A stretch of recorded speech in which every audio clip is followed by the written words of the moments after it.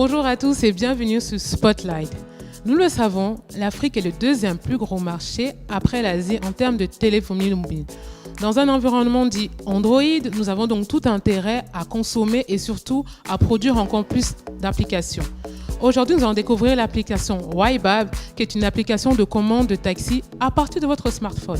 Vous imaginez comment ça se passe? Vous vous demandez sûrement comment c'est possible? Eh bien, suivez-nous.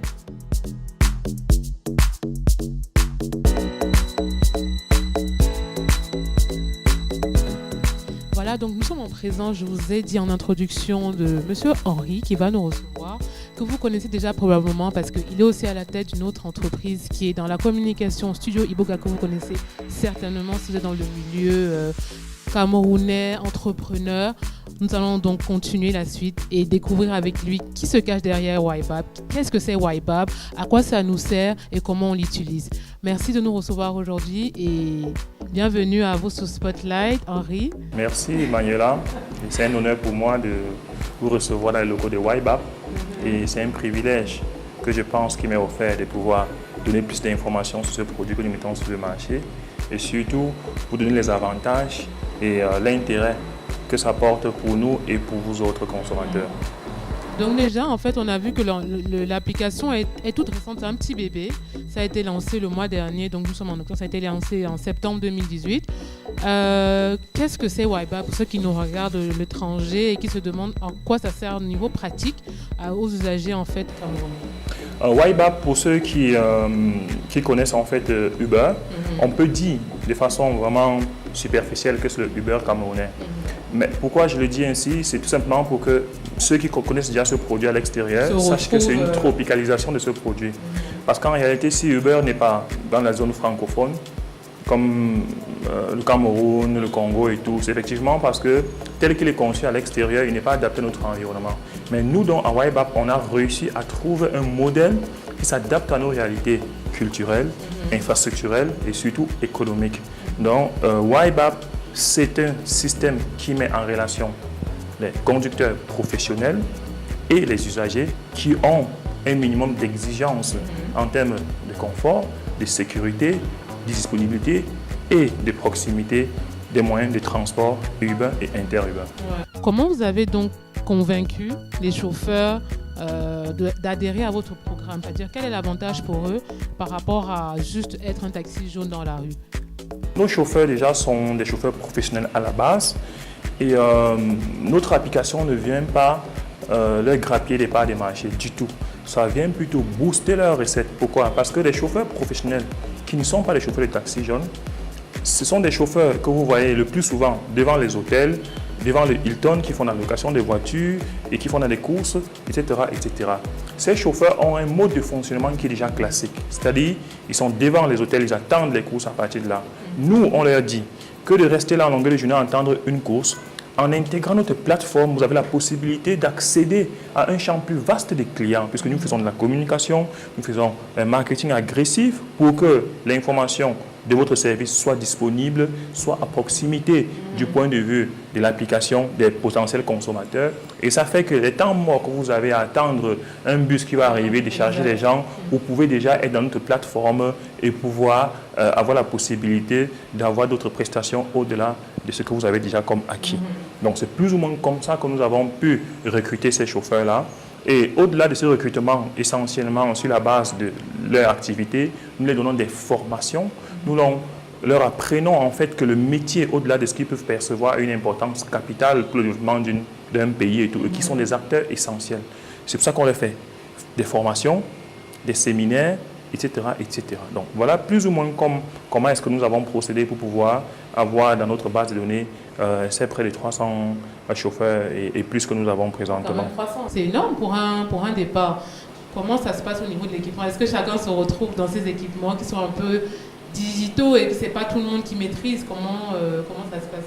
Votre question est intéressante parce que ça a été l'objet d'un des freins apparents, parce que c'est vraiment apparent, en ce qui concerne en fait les usagers d'un certain âge qui n'ont pas toujours la facilité ou alors l'opportunité de manipuler le digital. Mais on leur a expliqué que le monde évolue. Le monde évolue indépendamment de ceux qui le veulent ou pas. C'est une réalité. À l'époque, lorsqu'il y avait le courrier express et tout, on pensait que c'était la seule façon de pouvoir envoyer un document à quelqu'un. Aujourd'hui, il y a le mail et tout. C'est comme avec le mobile money aujourd'hui. C'est une dynamique qui caractérise la nature même de la société. Elle est en perpétuel mouvement et elle évolue. Donc, en entendant un discours comme celui-là, en prenant des références sur des environnements où des produits comme ceux-là se sont développés, ils comprennent clairement qu'ils sont obligés, malgré eux, à s'adapter. Maintenant, il fallait bien qu'on leur apporte aussi un soutien.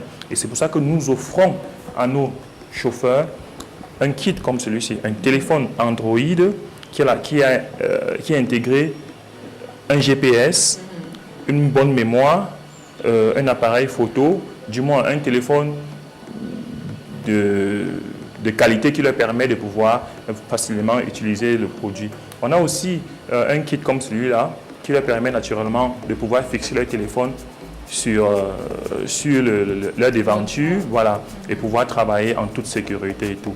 Donc avec des éléments comme ceux-là, et surtout en leur faisant comprendre la nécessité de se conformer à une certaine réglementation qui va garantir non seulement leur sécurité, et aussi celle de leurs passagers, naturellement, ils ont intégré et ils ont compris et ont décidé de faire chemin avec nous.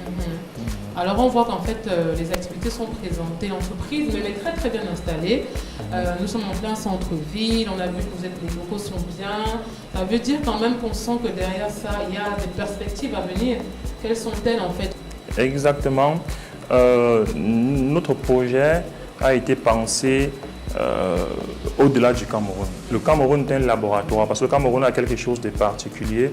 C'est que l'environnement du point de vue sociologique est assez complexe. Et le Cameroun a été le premier pays où nous avons lancé ce produit, tout simplement parce que les difficultés du point de vue de ce que je vous ai dit à l'entame fera que naturellement, dès que ça sera validé aussi au Cameroun, le dupliquer partout ailleurs sera très facile.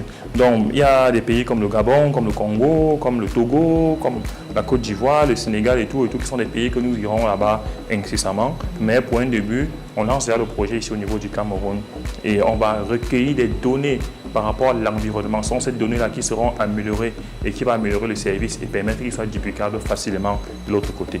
Okay, donc, on va dire que pour le moment, tout se passe bien.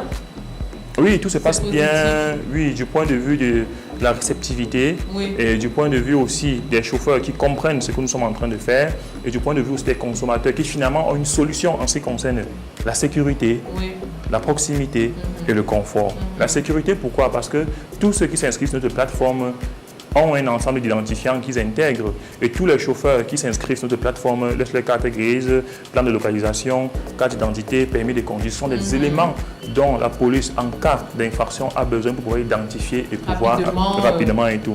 Donc, vous savez très bien que notre environnement est plus ou moins sujet quelquefois à une certaine insécurité et YBAP répond en fait à cette crainte-là qui caractérise en fait toute personne qui veut se déplacer sans toutefois avoir regardé derrière lui, devant et tout et tout. Donc voilà, donc c'est ça en fait en quelque sorte. Merci beaucoup Henri de nous avoir reçus aujourd'hui pour cet entretien. Nous sommes ravis et nous encourageons votre initiative. Nous vous souhaitons plein de bonheur, plein d'argent. Parce que c'est d'abord ça. Merci. Plein d'argent et nous espérons retrouver YBAP au Gabon, au Congo, en Côte d'Ivoire. Nous vous le souhaitons et nous vous encourageons dans cette démarche. Merci donc, beaucoup. Pour vous qui nous regardez, nous vous disons donc à la prochaine sur Spotlight. Vous avez vu, il faut oser, il faut construire, comme on le dit tout le temps ici sur Spotlight. Si M. Henri a pu, vous aussi vous le pouvez. À la prochaine sur Spotlight.